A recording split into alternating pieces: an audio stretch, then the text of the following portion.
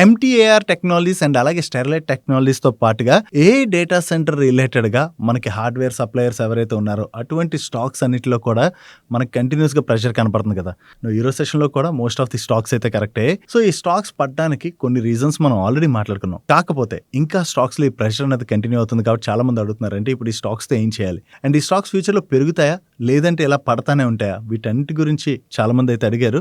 ఒక రిపోర్ట్ వచ్చింది ఇప్పుడు ఒక ఇంట్రెస్టింగ్ డేటాతో, దాని గురించి మనం మాట్లాడుకున్నట్లయితే ఈ స్టాక్స్ యొక్క ఫ్యూచర్ ఏ విధంగా ఉండబోతుంది అన్నది మనకు ఒక క్లారిటీ వస్తుంది. షేర్ ఇండియా ఇన్స్టిట్యూషనల్ బిజినెస్ వాళ్ళు రిలీజ్ చేసినటువంటి ఈ రిపోర్ట్ని మీకు ఇక్కడ డిస్ప్లే చేస్తాను, ఒకసారి స్క్రీన్ మీద చూడండి.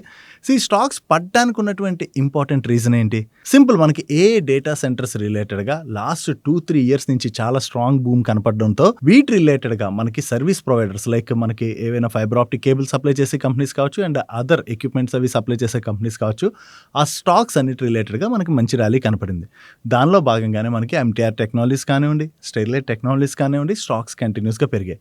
నువ్వు ఇంతలా పెరిగిన తర్వాత లాస్ట్ ఫ్యూ డేస్ నుంచి స్టాక్స్ ఇంతలా కరెక్ట్ అవుతున్నాయి కదా. దాని రీజన్ ఆల్రెడీ మనం మాట్లాడుకున్నాం. దానికి కారణం కొరియన్ ఇండెక్స్ మీరు చూసారనుకోండి, కాస్పీ కంటిన్యూస్ పడుతుంది కదా. ఈ కొరియన్ ఇండెక్స్ పడడానికి రీజనే మనకి ఏ డేటా సెంటర్స్ రిలేటెడ్గా భూమి ఏదైతే ఉన్నదో ఆ భూమ్ అంతలాగా, అంటే ఎక్స్పెక్ట్ చేస్తున్నారు కదా అంత భూమి అయితే ఉండకపోవచ్చు. అండ్ ఇప్పుడు ఈ స్టాక్స్ ఆల్రెడీ ఉన్న ఆపర్చునిటీ కన్నా కూడా చాలా ఎక్కువగా పెరిగిపోవడంతో వాల్యుయేషన్స్ చాలా ఎక్స్పెన్సివ్గా మారిపోయాయని చెప్పి కంటిన్యూస్గా మనకి ఏ డేటా సెంటర్ రిలేటెడ్గా ఆపరేట్ చేసేటువంటి కంపెనీస్ కావచ్చు, సెమీ కండక్టర్స్ రిలేటెడ్గా వర్క్ చేసేటువంటి కంపెనీస్ కావచ్చు, అటువంటి స్టాక్స్ అన్నిటిలో కూడా మనకి ప్రెషర్ అనేది చూస్తున్నాం. నో మనకి కొరియన్ మార్కెట్స్లో ఏదైతే ఈ ప్రెషర్ కనపడుతున్నదో ఆబ్వియస్గా దాంతోనే ఓవరాల్గా మనకి వరల్డ్ వైడ్ ఉన్నటువంటి ఈ డేటా సెంటర్ థీమ్లో ఆపరేట్ చేసే వేరియస్ స్టాక్స్లోనైతే సెల్లింగ్ ప్రెషర్ అనేది క్రియేట్ అయింది. దానివల్ల మన ఎంటీఆర్ టెక్నాలజీస్ కానివ్వండి, స్టెర్లైట్ టెక్నాలజీస్ కానివ్వండి కంటిన్యూస్గా కరెక్ట్ అవుతూ వస్తున్నాయి. నువ్వు ఈ స్టాక్స్లోని ఇక్కడి నుంచి మనకి అంటే పికప్ అన్నది ఉండదా, స్టాక్స్ మళ్ళీ రికవర్ అవ్వా అంటే ఈ రిపోర్ట్లో నీ పేజ్ అయితే ఒకసారి అబ్జర్వ్ చేయండి మీరు.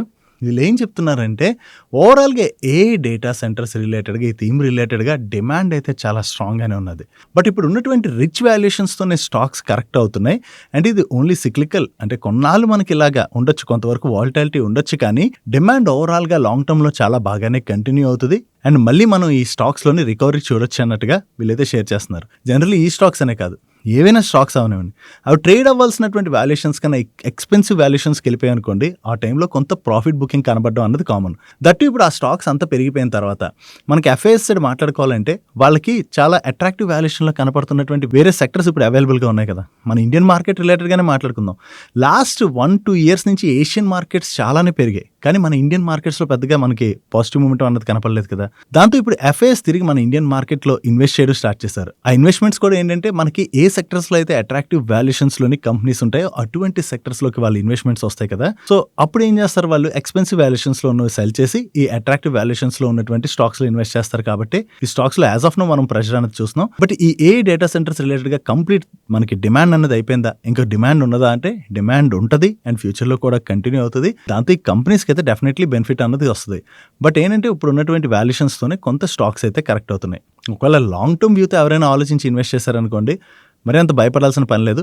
షార్ట్ టర్మ్లో ఎవరైనా ట్రేడ్స్ అవి తీసుకుంటున్నట్లయితే డెఫినెట్గా ఈ స్టాక్స్లో మరికొన్నాళ్ళు మనకి వాలటాలిటీ కనపడేటువంటి అవకాశం అయితే ఉన్నది. ఇటువంటి షార్ట్ అండ్ క్రిస్పీ కంటెంట్ని రెగ్యులర్గా చూడడానికి మన మనీ పర్స్ క్లిప్స్ ఛానల్ అయితే సబ్స్క్రైబ్ చేసుకోవడం మర్చిపోకండి.